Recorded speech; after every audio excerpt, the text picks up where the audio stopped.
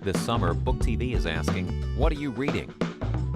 I'm Carla Cohen. I'm the co-owner of Politics and Prose bookstore in Washington, D.C.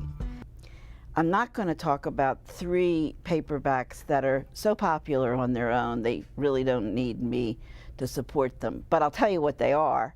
One is Netherland, which has received all kinds of awards. It's by Joseph O'Neill, who's part Dutch and part Irish, and he has, it's a book that takes place in New York post 9/11.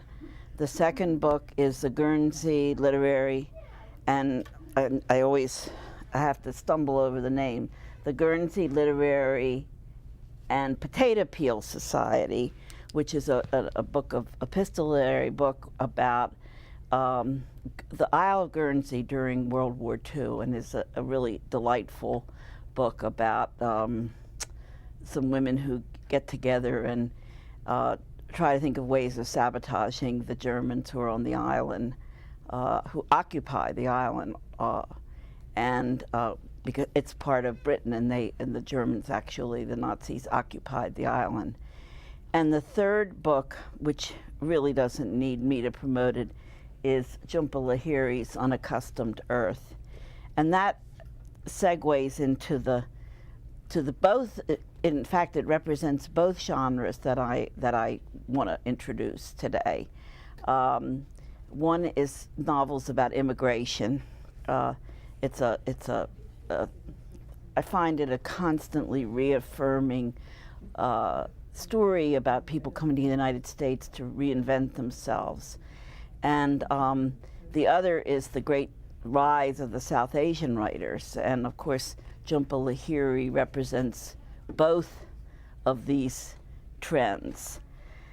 On immigration, I guess I would like to start with Woods Burner because it takes place in the 1850s.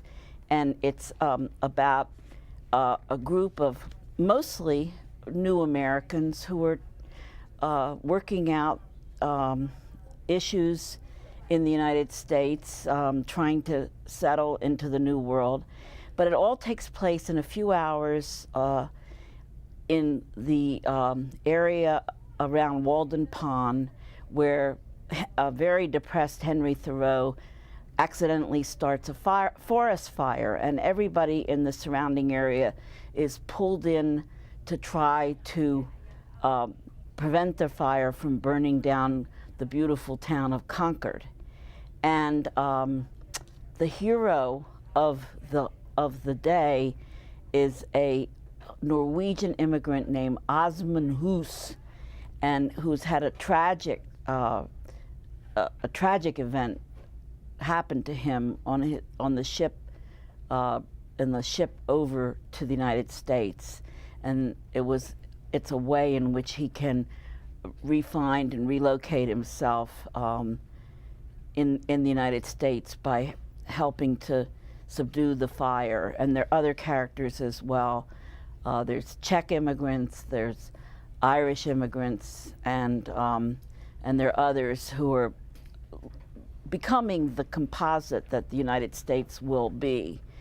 Then another book that takes place a whole century later is Brooklyn by Colm Tóibín, and that is about an Irish woman who comes to the United States, to Brooklyn, obviously, and leaves her family. There's no work for her in Brooklyn, and it's just a really lovely book about how Elise is able to settle in, find friends. Then she is called by her mother to come back to Ireland, and she has to decide which side of the ocean she's going to live on. And it's you don't know till the very end what decision she's going to make, and it's got a little bit of mystery and a little bit of romance, and it's just a very lovely book. And we're out of it, so I can't even show you a cover. We sold so many copies this weekend. So let me see. Another immigrant novel is Luis Alberto Urrea's To the Beautiful North. into the beautiful North. And this is the second of his books that I've read. The first was Hummingbird's Daughter, which took place in northern Mexico.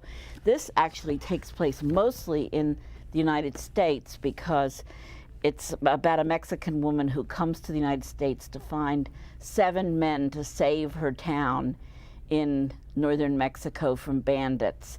She's under the influence of Yul Brynner's The Magnificent Seven, and she and her gay friend travel around the United States trying to locate the 7 men who will fight the bandits.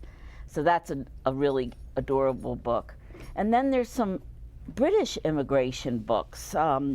Two, I think many of you know that Britain's changing, and since it entered the common market, it's become a center for immigration from all over, and from Eastern Europe as well as from South Asia.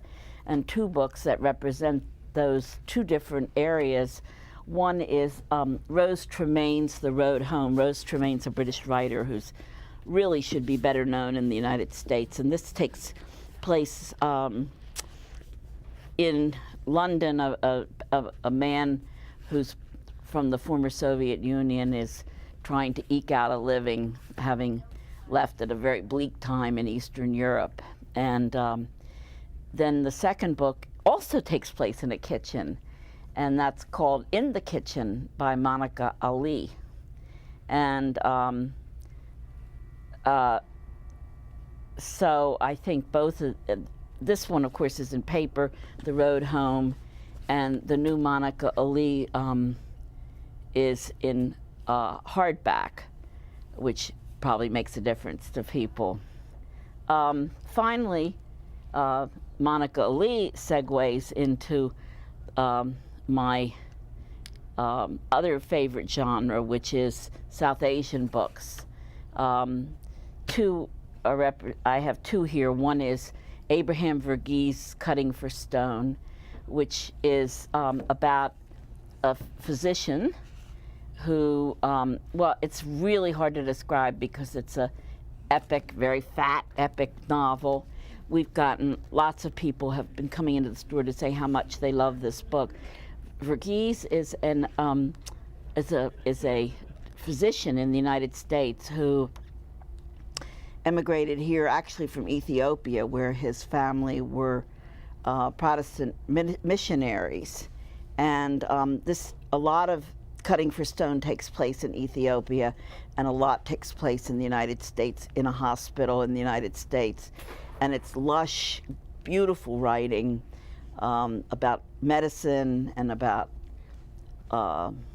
immigration, and it's about Ethiopia in bad times, and it's a wonderful book.